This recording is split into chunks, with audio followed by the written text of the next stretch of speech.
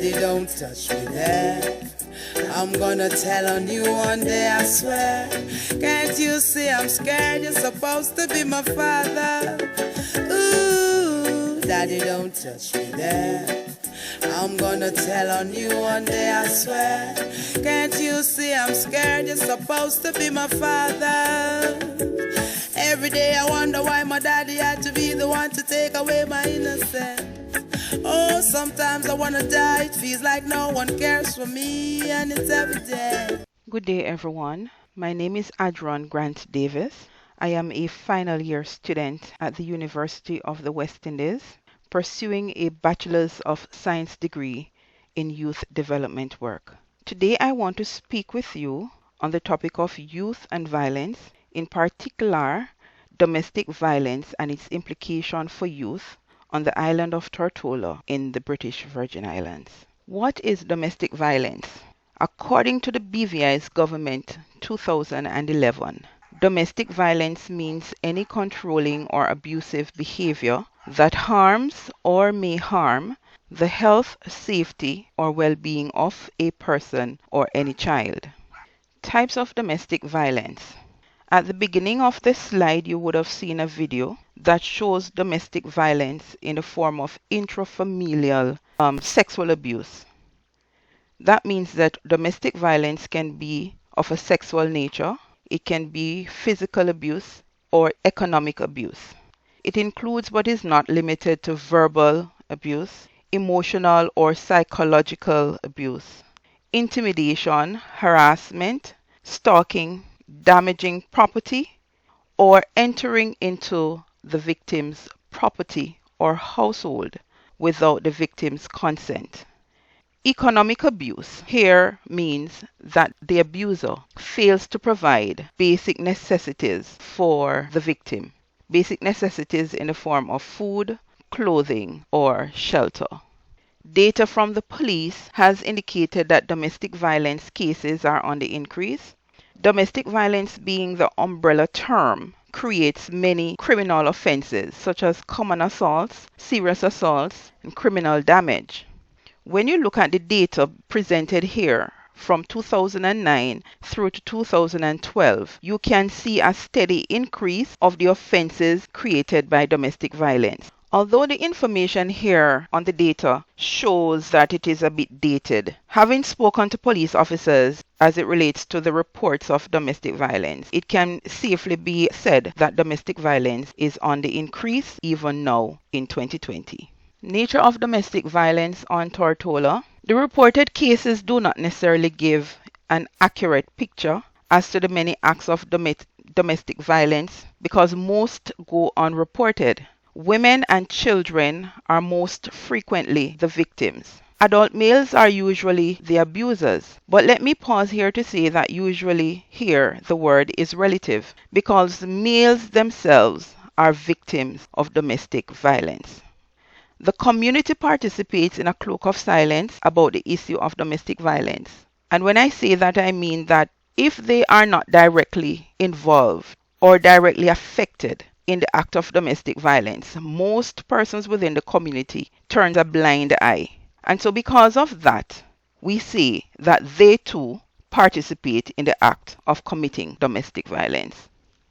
The nature of domestic violence on Tortola.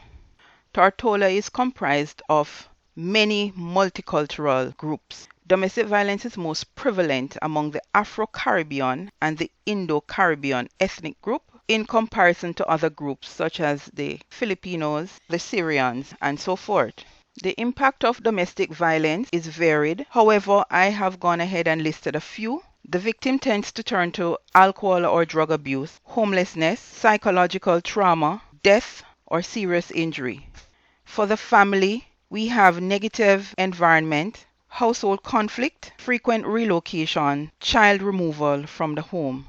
Youth are impacted in many different ways. It shows in anxiety and depression, emotional distress, eating and sleeping disorder, phobias, bullying tendencies, cognitive problems, aggressive behavior, trust issues, among others. Continuing with the impact of domestic violence, we now look on its impact to the community. The community is now faced with dysfunctional families. There's a high rate of mental health and drug abuse problems, financial cost of domestic violence, and also there's a high incarceration among youth in the community. I will now play for you a clip of a victim of domestic violence. She's from the community and her experience speaks for itself. Williamson. Um, First, I will start by saying I was in an abusive relationship for almost 10 years. I see the signs, but I ignore it because I was hoping the person will change, but eventually it get worse. What were some of the signs? Some of the signs was like jealousy, temper, controlling, abusive with words. It was all there. There are agencies that respond to domestic violence cases. We have the police, we have the health department, gender affairs, family support network, social services department, the DPP's office, and we have the courts. The role of the response agencies that I have mentioned earlier, social development department, social services, they treat with the victim. So they provide victim support and also the removal of children from the hostile environment. We have Family Support Network, FSN, for emergency relief, for relocation of the victim, temporary relief in the form of food and also shelter. We have gender affairs that deals with abuser support in the form of anger management counseling. We have health services, and that is straightforward. It treats with the victim. We have the DPP's office and the court that deals with the prosecution of the offender and punishment as deemed necessary. In dealing with domestic violence, what has been achieved? The Domestic Violence Act of 2011, Domestic Violence Policy, which supports the police, Domestic Violence Protocol, limited volunteerism, which we will get from Family Support Network, activism by mostly stakeholders who have a legal duty of care. Why has the problem of domestic violence continued? It continues because it is cultural, because the abused becomes the abuser, and the vicious cycle continues because persons don't speak about it, because of economic dependency, and also because of alcohol and drug abuse. Here is a clip from one of the community members. I'm sitting in my office one day working, and I hear shouting downstairs. And I look through my window, and a guy has pulled into a parking spot, dragged a girl out of his car, and is kicking her in her head. She's on the ground, and he's kicking her in her head. Two men are standing right there watching it. One of them is huge. And all he's saying is, stop, stop. And I go to the phone, and I call the police right away, and 2 officers come to the scene. Okay? They took the young lady to the hospital. So I'm saying it affects everybody. Mm-hmm. You know, prior to that incident, I'd never actually seen it up close. Mm-hmm. There remains a divide when it comes to domestic violence. You have the group that has a moral duty to care, and that group is the police, the Department of Public Prosecution, the court, social services, family support network, health department, and gender affairs. And on the other hand, you have persons who only have a moral duty. And because it is a moral duty and it's not legally binding, then they will turn a blind eye. They do little to nothing about the matters of domestic violence. And in that group, we have the church, the civic group, education system, political parties, the general community, and the business sector. What needs to happen? The entire community needs to get involved in the issue of domestic violence. Individual groups that have no legal duty to care have to become part of the solution.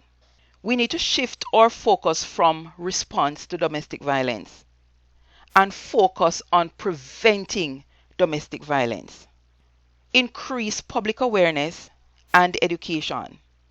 And most importantly, we need to break the cloak of silence about domestic violence. Earlier I spoke about underreporting of issues, of cases of domestic violence. And the underreporting comes from some persons within respectable profession, doctors, lawyers, teachers, even police officers. Underreport these matters. Why? because of fear of losing their social status, because of the humiliation that comes with being a victim of domestic violence. But we cannot concentrate on those aspects, because if we do, domestic violence normally ends with a loss of life in most instances, and we cannot afford that to happen. Therefore, we need to speak up and speak out.